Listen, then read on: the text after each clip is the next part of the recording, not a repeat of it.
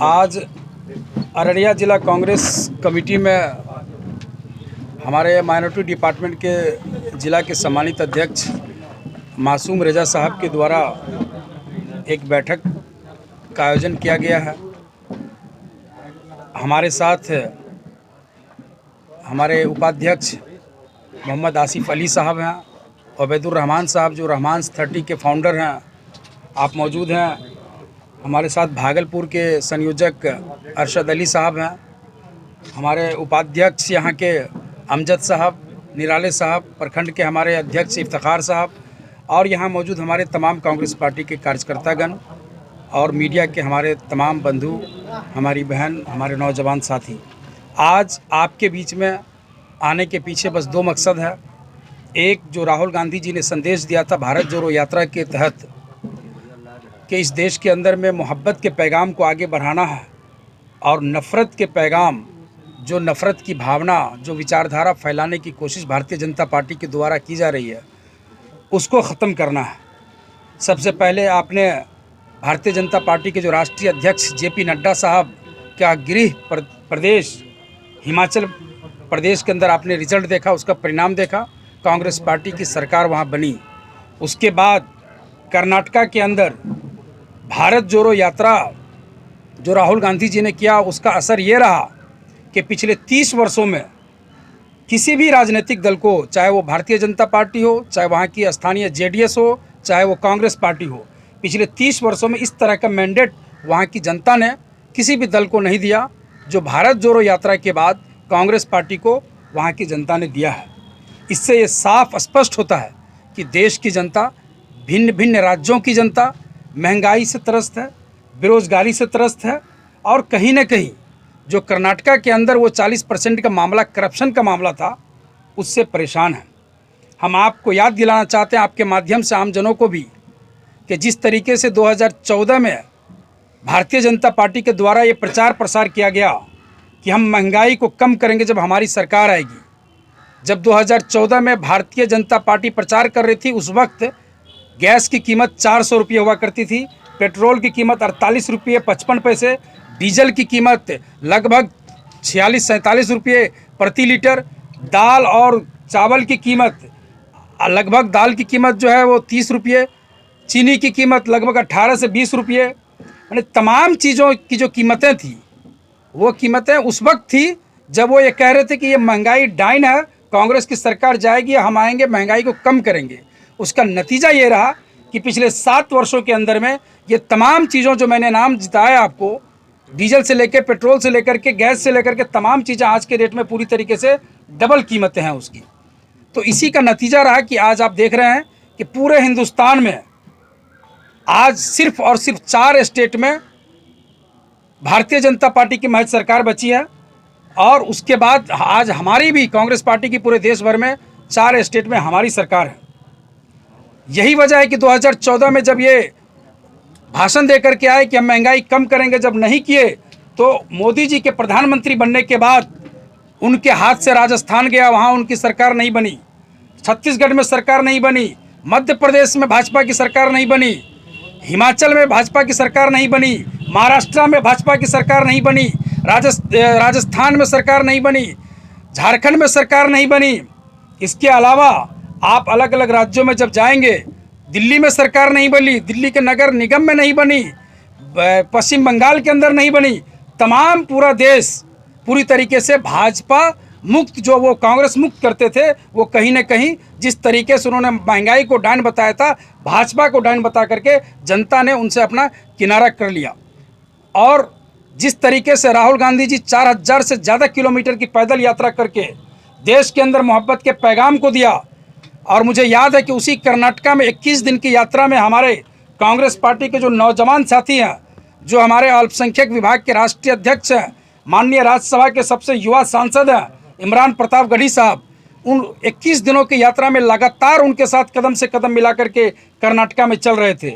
और उसी संदेश को लेकर के पहली बार सीमांचल की यात्रा पर, सीमांचल के दौरे पे आगामी 21 तारीख को उनका आगमन होने जा रहा है।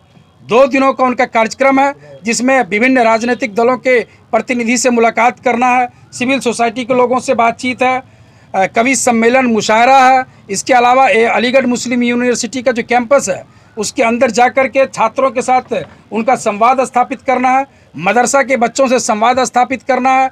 इन तमाम कार्यक्रमों और 2 दिनों की जो 2 दिनों का दौरा है उसमें कहीं न कहीं ये संदेश जाएगा कि जो संदेश राहुल गांधी चाहते हैं कि इस देश के अंदर, इस प्रदेश के अंदर, इस सीमांचल के अंदर, इस अररिया और किशनगंज, कटिहार, पूर्णिया के अंदर जो एक भाईचारगी है, जो हिंदू मुस्लिम तमाम लोगों की एकजुटता है, उसको कैसे बरकरार रखा जाए। अगर उस पर कोई आंच लगाने के लिए आएगा, अगर उसको कोई नफरत के नज़र से देखना चाहेगा, तो कांग्रेस पार्टी उसका मुंह तोड़ जवाब देगी। इसलिए आपके माध्यम से हम आग्रह करते हैं अररिया के लोगों से, सीमांचल की आवाम से कि आइए 21 तारीख को कोचा धामन के अलता खेल ग्राउंड में, वहाँ पर शाम के 6 बजे 21 तारीख को भव्य कार्यक्रम का आयोजन किया गया है। हम सब लोग आपके इस्तकबाल के लिए वहाँ खड़े रहेंगे।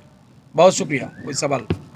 अब तो सवाल ये है कि अभी जो वर्तमान धीरेन्द्र शास्त्री का मामला है, क्या लगता है उसको किस नज़रिए से कांग्रेस देखती है?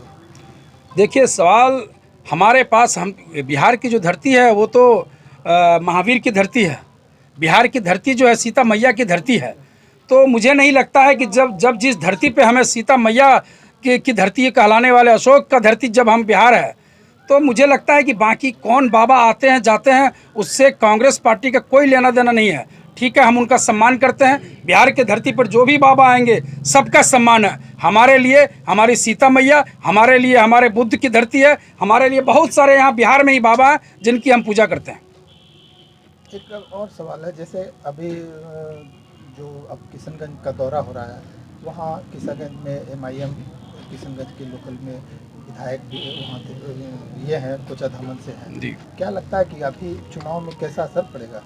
नहीं, देखिए, अगला जो चुनाव होने वाला है, आपको याद दिलाना चाहेंगे, जस्ट अभी कर्नाटका में ही लोग कह रहे थे कि JDS की इतनी सीटें आएंगी, इतनी सीटें आएंगी। अब लोग समझ चुके हैं कि इस देश के अंदर लड़ाई जो है वो भारतीय जनता पार्टी और कांग्रेस के बीच में है।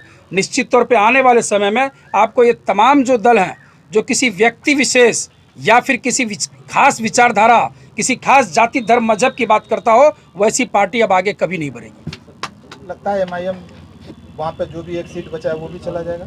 नहीं, मुझे तो नहीं लगता है कि हो सकता है कि उस चुनाव से पहले कहीं उनके विधायक ही खुद न चले जाएं किसी और पार्टी में। और कुछ?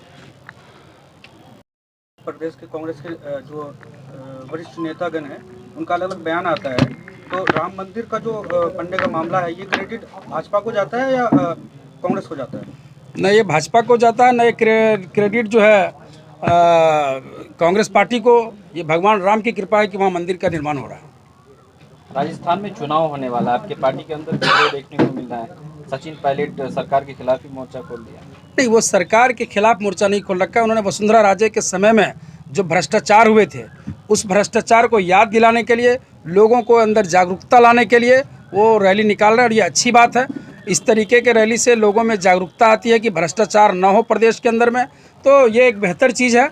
और जहाँ तक आप आने वाले समय में हमेशा देखते हैं कि चाहे वो अशोक गहलोत साहब हो, चाहे सचिन पायलट साहब हो, साथ बैठते हैं, साथ मिलते हैं, साथ मिल कर के आज पूरे देश भर के अंदर में मजबूती के साथ कांग्रेस पार्टी की जहाँ सरकार है, वहाँ जा कर के किसानों से पूछिए, वहाँ जा कर के मज़दूरों से पूछिए। और मैं तो कहूँगा कि मुझे आज भी याद है कि जो राहुल गांधी जी ने अपने भाषण में कहा था कि हम जब सरकार बनाएंगे राजस्थान और छत्तीसगढ़ में, सबसे पहला जो सिग्नेचर होगा वो किसान के लोन माफ़ी पे होगा। और उसका परिणाम आपने देखा था कि जब वसुंधरा राजे की सरकार गई, अशोक गहलोत जी चीफ मिनिस्टर बने, उधर हमारे अशोक भूपेश बघेल साहब मुख्यमंत्री बने, सबसे पहला काम उन्होंने जो किया था वो किसानों के कर्ज को माफ़ करने का काम किया था। कर्नाटका में भी आपको मैंडेट मिला है। बिहार में जो राजनीतिक विशेषज्ञ हैं वो कहते हैं कि आप बैसाखी के सहारे दशकों से चल रहे हैं, तो बिहार में पार्टी अपने आप को मजबूत करने के लिए क्या करेगी? देखिए, हम बैसाखी के सहारे नहीं चलते हैं। कांग्रेस पार्टी की जो विचारधारा है उसमें तमाम राजनीतिक दल जो सेकुलर मिजाज रखते हैं, हम रीजनल पार्टी को ख़त्म नहीं करना चाहते हैं। आपको याद दिलाना चाहते हैं कि अमित शाह जी ने कहा था कि ये छोटी मोटी पार्टियां जो हैं इन सबको हम ख़त्म करना चाहते हैं। हम ख़त्म नहीं करना चाहते हैं। अगर उनकी विचारधारा हमारी विचारधारा से मैच खाती है, हम स्वागत करते हैं। और यही आज नतीजा है बिहार के अंदर में कि तमाम राजनीतिक दलों का महागठबंधन इस सरकार में शामिल है और मजबूती के साथ बिहार के विकास के लिए अग्रसर है। आप माइनॉरिटी सेल के प्रदेश अध्यक्ष हैं। माइनॉरिटी के लीडरशिप को एम्पावर करने के लिए आप बिहार में क्या कर रहे हैं? हमारा आप देखेंगे तो कोशिश रहती है हमारी कि हर एक ज़िले में जाकर के कार्यकर्ताओं से मिलकर के वहाँ के स्थानीय आम आवाम की जो समस्याएं हैं उन समस्याओं को लेकर के उसका समाधान कैसे किया जाए। युवाओं को जो अभी जो हमारी स्कीम सब चल रही है माइनॉरिटीज़ की, इसके अलावा जो SC STs के जो हमारे स्कीम्स होते हैं गवर्नमेंट के, उन स्कीम का बेनिफिट कैसे मिल सके, इस पर हमारी टीम काम करती रहती है। और देखिए, ये तो पार्टी ऐसी है कि हमारे दल में किन्हीं को लाया नहीं जाता है, स्वतः लोग चल कर के आते हैं। स्वतः लोग, आज हम कर्नाटका में हम पैसा के बल पे चुनाव नहीं जीते हैं, हिमाचल में हम पैसे के बल पे चुनाव नहीं जीते हैं। हमारे पास स्वतः लोग आते हैं, लोगों को एहसास हो रहा है। धीरे धीरे आप देखेंगे 24 आते आते सरकार भी वही वापस होकर के आएगी और समय भी वैसा होगा जिसमें सब लोग मिलजुल करके रहेंगे। सबसे बड़ी चीज़ कि बेरोजगारी और महंगाई ख़त्म होगी।